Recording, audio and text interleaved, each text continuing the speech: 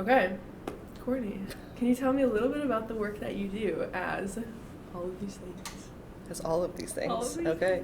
things. Yes, so I work for mental health systems. I am a DBT therapist, or started there as a teen provider, adult provider in different ways. I provide individual therapy and supervision, and then have worked my way into roles as well that include leadership and supporting people running these programs as well. And then I teach here at the U of M 1 day a week in the spring in the family and groups class as well. Okay, so tell me a little bit about how you navigate boundaries in your work as a teacher and a supervisor and a DBT therapist. So where my brain's at with all of this is just like, who am I in the workspace? And one of the things I've navigated throughout my time is like, how do I show up as me in a space? And what I found is I'm really bad at separating my expression and my likes and dislikes, and so clients see that a lot of the time in a contained way, maybe not quite in such a big way that I would do in my real life, but that also brings its own exhaustion to it, because now I'm navigating my own emotions that have been present throughout the day along with the client's emotions, which can get really messy. Smart. Let's do that. A beep bop beep bop. This is our little. This is fake. This is B-roll. Delete this. Delete that. We're gonna add that in there. Just at the very end, yeah. Like bloopers. This is fake. This is all fake. I'm being held against my will. Yes. Cold. Okay, rigid boundaries. Rigid boundaries. All right. This question for clinically, rigid boundaries for me show up with clients when rapport building is not happening, there's misconnections. I think though what's interesting about DBT is we can be very rigid with the expectations we have built in, which in my head is those are boundaries too.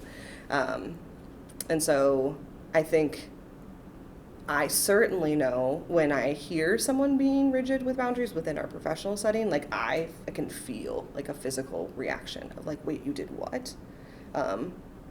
You discharged without talking, or you didn't? I mean, I guess that would be too loose though. So I notice physical responses in myself. I think if I'm getting rigid with my own thinking about clients of no, they can't, or they shouldn't, or they won't, that's probably a sign. What advice would you give future social workers learning how to navigate professional boundaries?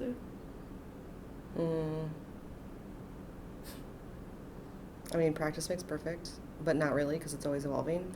So you got to make mistakes.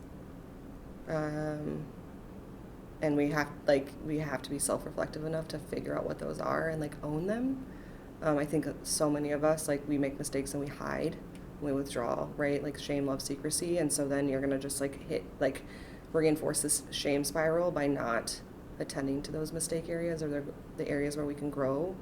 And so being willing to say, I think I messed up.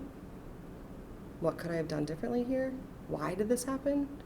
I think we work in a field where we can pretty easily, blame the client when things don't go well. And certainly it's not about, us taking 100% responsibility in every situation, but naming where our responsibility lies, because we will always have a power dynamic with them. I build community around people who do the similar work in a way that feels good, right? I'm always shocked when folks don't have therapist friends or people doing similar work, because I don't understand how to not have that around me. But again, checking your own shame, right? Or self-doubt, because I think when you put yourself in those circles, you can start to compare, oh, they're doing this, or I'm not doing this, or they know this. And instead of just lifting each other up with that, ask questions. Yeah. Try on different voices, not full on just masking and being someone you're not, but if you try a more passive route, try a more direct route, yeah, that's all I have. Yeah, trying a British accent. Yeah. Can you imagine? Yeah, just yeah. Trying where really lean into my Italian accent.